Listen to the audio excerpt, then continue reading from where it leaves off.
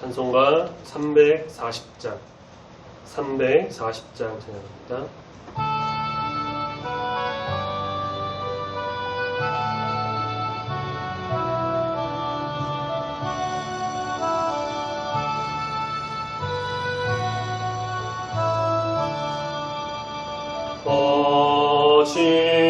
어지러운 세상 중에 기쁜 소리 들리네.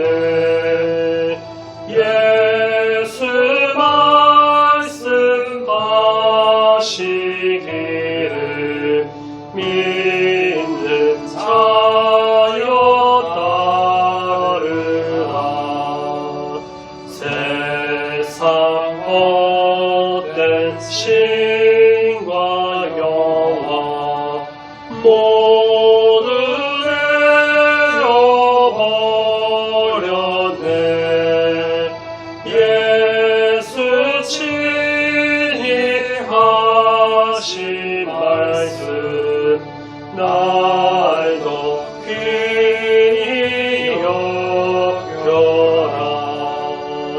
기쁜 때나 슬픈 때나 바쁜 때나 든날 때 예수 친히 하신 말씀 날도 귀히 여겨라.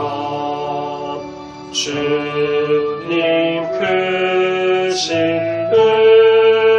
은혜로서 구름 밝게 하시고 복종하는 마음을 주사 따라가게 하소서. 아멘. 사도신경으로 신앙 고백 드리겠습니다. 전능하사 천지를 만드신 하나님 아버지를 내가 믿사오며 그 외아들 우리 주 예수 그리스도를 믿사오니 이는 성령으로 잉태하사 동정녀 마리아에게 나시고 본디오 빌라도에게 고난을 받으사 십자가에 못 박혀 죽으시고 장사한 지 사흘 만에 죽은 자 가운데서 다시 살아나시며 하늘에 오르사 전능하신 하나님 우편에 앉아 계시다가 저리로서 산자와 죽은 자를 심판하러 오시리라. 성령을 믿사오며 거룩한 공예와 성도가 서로 교통하는 것과 죄를 사하여 주시는 것과 몸이 다시 사는 것과 영원히 사는 것을 믿사옵나이다. 아멘. 하나님 말씀 마태복음 21장 마태복음 21장 23절부터 32절까지의 말씀입니다. 신약성경 36페이지쯤에 있습니다. 마태복음 21장 23절부터 32절까지 찾았으면 천천히 한 목소리로 함께 읽습니다. 시작. 예수께서 성전에 들어가 가르치실새 대제사장들과 백성의 장로들이 나와 이르되 내가 무슨 권위로 이런 일을 하느냐 또 누가 이 권위를 주었느냐. 예수께서 대답하시되 나도 한 말을 너희에게 물으리니 너희가 대답하면 나도 무슨 권위로 이런 일을 하는지 이르리라. 요한의 세례가 어디로부터 왔느냐 하늘로부터냐 사람으로부터냐. 그들이 서로 의논하여 이르되 만일 하늘로부터라 하면 어찌하여 그를 믿지 아니하였느냐 할 것이요 만일 사람으로부터라 하면 모든 사람이 요한을 선지자로 여기니 백성이 무섭다 하여 예수께 대답하여 이르되 우리가 알지 못하노라 하니 예수께서 이르시되 나도 무슨 권위로 이런 일을 하는지 너희에게 이르지 아니하리라. 그러나 너희 생각에는 어떠하냐. 어떤 사람에게 두 아들이 있는데 아나들에게 가서 이르되 예 오늘 포도원에 가서 일하라 하니 대답하여 이르되 아버지 가겠나이다 하더니 가지 아니하고 둘째 아들에게 가서 또 그와 같이 말하니 대답하여 이르되 실소이다 하였다가 그 후에 뉘우치고 갔으니 그들 둘 중에 누가 아버지의 뜻대로 하였느냐 이르되 둘째 아들이니이다. 예수께서 그들에게 이르시되 내가 진실로 너희에게 이르노니 세리들과 창녀들이 너희보다 먼저 하나님의 나라에 들어가리라. 요한이 의의 도로로 너희에게 왔거늘 너희는 그를 믿지 아니하였으되 세리와 창녀는 믿었으며 너희는 이것을 보고도 끝내 뉘우쳐 믿지 아니하였도다. 아멘.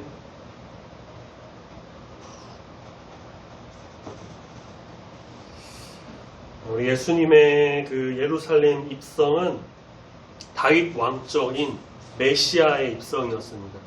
그래서 그가 하는 모든 일은 왕의 권위를 동반하고요. 이 권위는 신적이기도 합니다. 따라서 우리가 앞서 봤던 말씀의 세 가지 사건이랄까요? 입성, 성전 청결하게 하신 사건, 무화과 나무 저주, 이 모든 것들이 왕이신 예수님의 신적 권위를 반영합니다.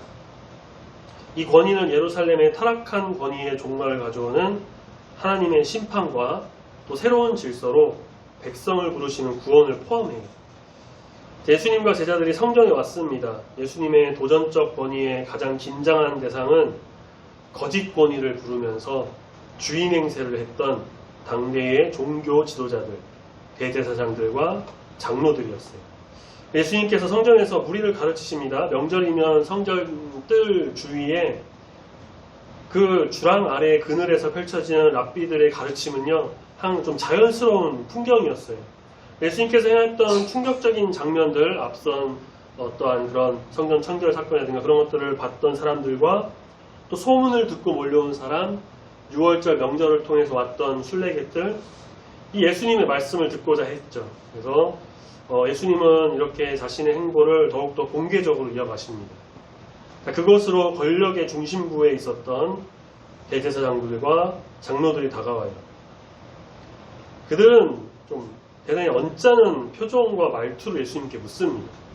23절에 당신이 무슨 권위로 이런 일을 하고 있습니까? 이들의 말에서 두 가지 특이점을 좀 발견할 수 있는데요. 첫 번째는 이런 일들이라고 한 게 다시 말해 지금 가르치는 일뿐만 아니라 소란을 피웠던 어떤 입성, 성전 청결 사건, 치유, 그런 모든 걸 포함한 건데 이것은 이 종교 지도자들이 지금 예수님의 일거수일투족을 다 감시했다는 거예요. 다 알고 있으니까 이런 일들이라고 얘기한 거죠. 그래서 권력에 취한 자들은 도전하는 권력에 본능적으로 이렇게 반응을 한다. 두 번째 특이점은 뭐냐면요. 그들이 예수님의 이런 일들을 권위 있는 일로 좀 봤다라는 겁니다. 그래서 무슨 권위로 이런 걸 하냐? 누가 이 권위를 줬느냐? 한겨레에서는 이제 무슨 자격으로 하냐라고도 하기도 하는데 어쨌든 그 권위는 그들과는 전혀 무관한, 즉 자신들이 허락하지 않은 권위였어요. 종교 지도자들은 누가 이 권위를 준 거냐면서 예수님의 그 권위의 출처를 묻죠. 그들은 자신들의 권위가 하나님으로부터 나왔음을 믿어 의심하지 않는 사람들이었습니다. 따라서 예수님의 권위를 두고 그들은 당연히 하나님이 아닌 다른 것에서 왔다라고 이제 기인했을 것에서 그런 논리로 몰고 갈 심산이었죠. 이걸 전부 간파하신 예수님께서 질문자들에게 되물으시면서 그 대화의 주도권을 가져오세요. 자신이 질문에 먼저 대답하면 나도 너희들의 질문에 대답하겠다. 자, 예수님의 질문, 세례 요한을 질문에 끌어들이시죠. 세례 요한이 베푼 세례의 권위가 하늘로부터 온 것이냐 아니면 사람으로부터 왔느냐. 이것은 요한의 권위가 하나님이 주신 선지자적 권위인가 아니면 요한 자신, 사람에게서 오는 그런 요한 자기가 스스로 한 권위인가를 물으시는 거예요. 수많은 무리가 세례를 받으러 몰려왔었고요. 회개운동까지 벌였던 약 3년 전쯤의 사건을 소환하시면서 종교 지도자들의 반응을 이제 끌어내시죠. 사실 이들은 세례 요한에 대해서 처음부터 적대적인 사람들이었습니다. 요한의 권위 있는 선지자로 그렇게 공인하지도 않았고요. 요한이 헤롯 안티파스에 의해서 참수당했을 때도 아무런 반응도 하지 않았어요. 그렇다고 그의 선지자직을 대놓고 부정할 수도 없었죠. 그야말로 좀 어떤 눈의 가시와 같은 존재가 바로 요한이었는데 그리고 그가 죽었다고 했을 때는 아마 환영하지 않았을까 싶어요. 지금은 이제 예수님도 세례 요한처럼 좀 어떤 식으로든 제거가 되기를 바랬던 것으로 보입니다. 예수님의 질문은 그들의 약점을 날카롭게 파고듭니다. 질문으로 예수님을 올무에 빠뜨리려고 했던 이 종교 지도자들이 오히려 당하고 말죠.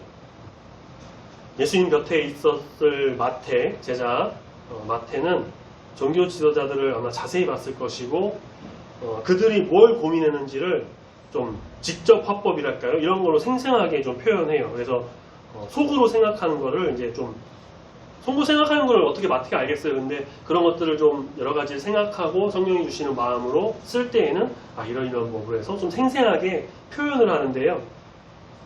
우선 예수님의 질문에 두 가지 가능한 답변을 두고 고민합니다. 이들이 요한의 세례가 하늘로부터 왔다고 인정하며 그동안 자기들이 요한을 선지자로 인정하지 않았던 자기들의 그 모습에 심각한 모순이 생기거든요. 즉 하나님의 권위를 자처하여 자신들의 권위를 내세운 것을 스스로 부정하게 되는 셈입니다. 이건 본인들의 어떤 자존심 문제도 있는 거고요. 또 그렇게 되면 백성들의 조롱거리가 될 것이고 반대로 요한의 세례가 사람으로부터 왔다고 말해버리면 요한을 선지자로 여겼던 그 민심에 반하게 되기 때문에 그 무리의 심기를 건드려서 아주 과격한 반응을 만들어낼 수 있기 때문에 이것 또한 두려운 일이었죠. 그렇게 대답하는 것이 또 당시 특히 이제 대명절 기간, 6월절 기간에 그런 어떤 민심 입안에 기름을 끼얹는 일이 될 수 있어서 이 대목을 또 망칠 수가 있거든요. 그들에게 있어서는. 두 대답 모두 다 이들에게는 불리한 게 작용한다고 할 수 있었습니다. 그래서 결국 그들은 아무 대답도 못해요. 어떤 걸 선택하지 하지 않고 27절에 우리 알지 못하겠습니다. 모릅니다 하고 대답을 안 합니다. 예수님도 역시 말씀하지 않으시죠. 그렇게 하심으로 더욱 명확하게 답하는 설득의 효과를 가지고 오십니다. 예수님이 세례 요한을 통해 말씀하시는 것은 결국 자기 권위의 출처가 하나님이라는 것인데 그것은 현장의 등장인물들, 독자들 다 쉽게 얻을 수 있는 답이었다라고 볼 수가 있어요. 예수님은 그런 그들을 그냥 돌려보내지 않으십니다. 나도 너에게 답하지 않겠다. 고 말씀하시고 우리가 28절에 보니까 그런데 다른 질문을 통해서 질문을 이어가시죠. 너희 생각엔 어떠냐? 종교 지도자들의 좀 관심을 이제 사로잡죠. 마치 첫 번째 질문에는 너희가 대답 못했지. 자, 그럼 두 번째 질문을 할 테니까 이걸 한번 답해봐라. 라는 식의 좀 이야기로 그들의 관심을 좀 다시 이제 끌어들이시죠. 강렬한 비유 하나를 꺼내시면서 앞서 제기된 권위 문제를 더욱 구체적으로 드러내십니다. 이른바 아버지와 두 아들의 비유. 이 비유는요, 마태복음에만 나오는 비유로 유대교의 그런 종교 지도자들의 거짓 권위와 예수님의 참 권위를 극명하게 대조해주고 있는 말씀이에요. 자, 포도원 주인 아버지에게 두 아들이 있었습니다. 어느 날 아버지가 첫째에게 포도원에 가서 일할 걸 명령해요. 아들이 네 알겠습니다 그렇게 한다고 말해놓고 안 가요. 그러자 아버지는 둘째를 불러서 똑같이 명합니다. 예, 너 좀 가서 일해라. 그랬더니만 싫어요 했는데 그렇게 아버지 명을 거부했는데 나중에는 뉘우치고 갔습니다. 포도원에 일하러 갔어요. 비유는 간결한데요. 몇 절 안 돼요. 28절부터 30절까지 3절밖에 안 되는데 간결하지만 강렬한 인상을 주는 비유입니다. 예수님은 두 아들 중 누가 아버지 뜻에 순종한 것이냐라고 묻죠. 순종을 판단하는 기준이 말과 행동인데 두 아들은 그 기준이 엇갈리죠. 첫째 아들은 말로는 순종했고 둘째 아들은 행동으로 순종했고 어느 기준에 이제 무게를 두느냐에 따라 답이 달라지는데 종교 지도자들은 후자에 무게를 두고서는 31절에 둘째 아들입니다 라고 대답해요. 자, 이것은 예수님이 기대하신 답이었어요. 예수님은 그들의 답에 근거해서 충격적인 교훈을 내놓으십니다. 예수님은 종교 지도자들이 혐오하고 경멸하고 종교적 사회적으로 소외시켜버린 세리와 창녀를 언급하시면서 그들이 하나님 나라에 먼저 갈 것이다 라고 말씀하십니다. 이렇게 새로운 인물이 동원되면서 비유의 상징성이 더욱 명료해져요. 종교 지도자들은 하나님의 뜻을 누구보다 잘 지킨다라고 자부했지만 하나님 명령에 예 하고 대답만 하고 그 뜻을 거스른 첫째 아들과 같습니다. 하나님이 보내신 선지자 세례 요한을 믿지 않았어요. 또한 지금 바로 자기들 눈앞에 있는 하나님의 아들 예수 그리스도도 믿지 않습니다. 여기서 예수님께서 요한의 사역과 예수님 자신의 사역을 좀 같은 것으로 말씀하시는데요. 이것은 요한의 사역은 좀 남부 유대 그 쪽에서 펼쳐졌고 예수님 사역은 지금 북부 갈릴리에서 펼쳐졌는데 그 사역이 본질적으로 동일한 하나님 나라 사역이라는 점을 이제 공개적으로 또 말씀하신 거예요. 자, 그들은 세례 요한을 참 선지자로 믿고 그 메시지를 받아들였어야만 했습니다. 하지만 거절해서 하나님의 뜻을 거절하고 말죠. 한편 종교 지도자들과 다른 유대인들이 저주했던 죄인이라고 칭했던 세리와 창녀들, 이들은 비록 그 삶이 하나님 뜻에서 좀 멀고 어긋난 것이었지만 요한의 세례를 믿었고 잘못을 뉘우칩니다. 회개합니다. 그리고 예수님을 하나님의 아들이라 믿고 예수님을 따라다닙니다. 32절 예수님 말씀하시죠.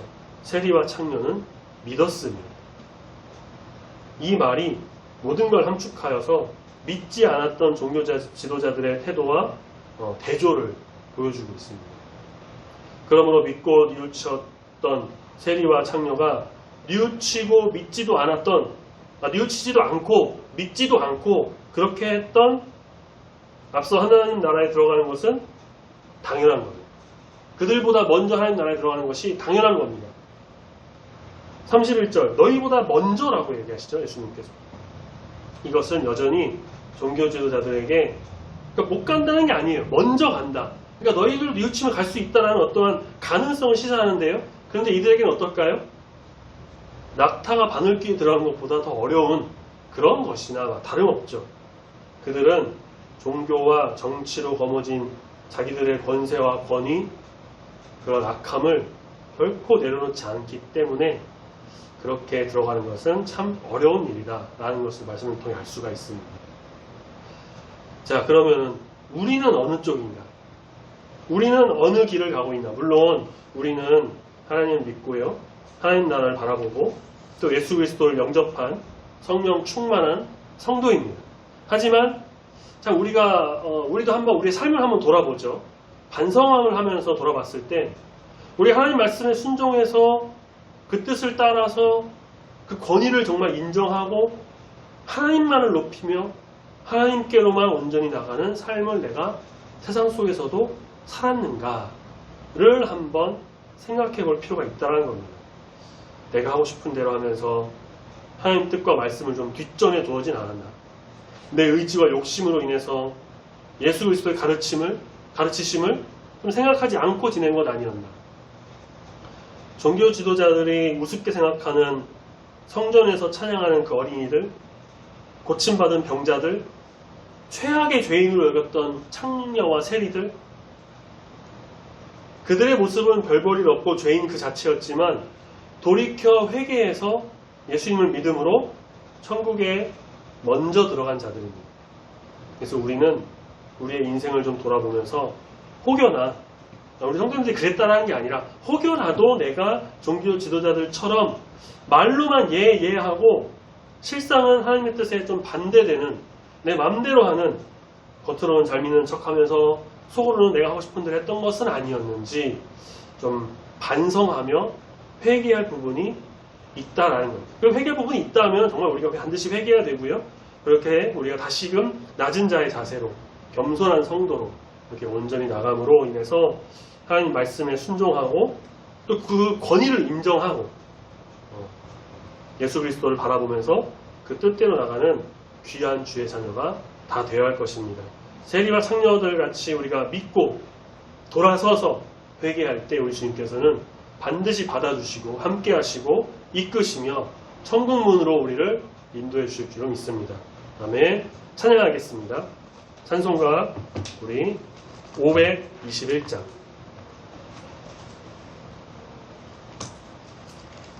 찬송가 521장 같이 찬양합니다.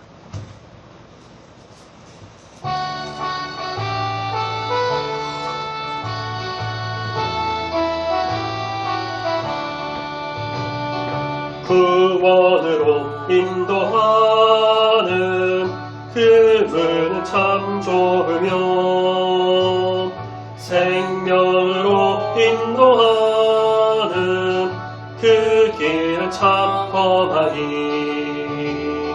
우리 몸에 지워있는 그 더러운 죄짐을 하나 없이 벗어놓고 힘써서 들어갑시다. 구원으로 인도하는 그 좁은 문 들어가 영생으로 인도하는 그 생명길 갑시다. 이 세상에 많은 사람 큰 문으로 들어가 넓은 길로 갈지라도 멸망으로 끝나니 세상 어떤 부귀영화 모두 내어버리고 주의 말씀 순종하여 그 생명길로 갑시다. 구원으로 인도하는 그 좁은 문 들어가 영생으로 인도하는 그 생명길 갑시다. 구원의 문 열렸으니 주의 공로 힘입어 주저 말고 들어가서 생명길로 갑시다. 구원의 문 닫힌 후에 들어가고 싶으나 한 번 닫힌 구원의 문 또 열려지지 않으리. 구원으로 인도하는 그 좁은 문 들어가 영생으로 인도하는 그 생명길 갑시다. 아멘. 기도하겠습니다. 참사랑의 주 하나님 아버지, 종교 지도자들은 예수님이 행하신 권위를 인정하지 않았고 예수님을 반대했으며 참되신 하나님의 뜻을 알아보지 못하는 모습을 말씀을 통해 보게 됩니다. 예수님께서는 그들의 모습을 비판하시면서 비유의 말씀을 통해 회개하고 돌아오는 자, 믿고 의지하는 자, 죄인이지만 돌이켜 주님 앞에 온전히 겸손하게 나가는 자만이 하나님 나라에 들어갈 수 있다고 하신 말씀을 우리가 또한 보게 됩니다. 주님, 우리의 모습이 어느 쪽인지를 돌아보게 됩니다. 주님, 우리가 주님을 바라보며 믿음으로 살아간다고 하지만 불현듯 나타나는 이기심과 욕심으로 인해 내 마음대로 하고 내가 하고 싶은 대로 하고 내 뜻과 세상의 이치를 따라 그렇게 살아가는 것은 아니었는지 돌아보며 반성하게 됩니다. 주님, 대제사장과 장로들과 같이 말로만 얘기하고 행동은 안 하는 그런 자가 아닌 정말 돌이켜 회개해서 주님 앞에 무릎 꿇고 기도하며 겸손하게 주님의 뜻에 순종하는, 그렇게 행하는, 그래서 하나님 나라의 백성으로 온전히 이 세상을 살아가는 귀한 주의 자녀가 다 되길 소망하오니 붙드시고 인도하여 주시옵소서. 부족한 우리를 불쌍히 여겨주시고 언제 어디서나 주님 뜻만 바라보며 말씀과 기도로 무장하는 주의 자녀가 다 되기를 소망하오니 주님 함께하여 주시옵소서. 남은 한 주간도 인도하여 주시고 더운 날씨 속에 건강 지켜주시사 주님과 온전히 동행하는 귀한 삶이 되기를 소망합니다. 감사드리며 거룩하신 예수님의 이름으로 기도드립니다. 아멘. 하늘에 계신 우리 아버지여, 이름이 거룩히 여김을 받으시오며 나라가 임하시오며 뜻이 하늘에서 이루어진 것 같이 땅에서도 이루어지이다. 오늘날 우리에게 일용할 양식을 주옵시고 우리가 우리에게 죄 지은 자를 사하여 준 것 같이 우리 죄를 사하여 주옵시고 우리를 시험에 들게 하지 마옵시고 다만 악에서 구하옵소서. 내게 나라와 권세와 영광이 아버지께 영원히 있사옵나이다. 아멘.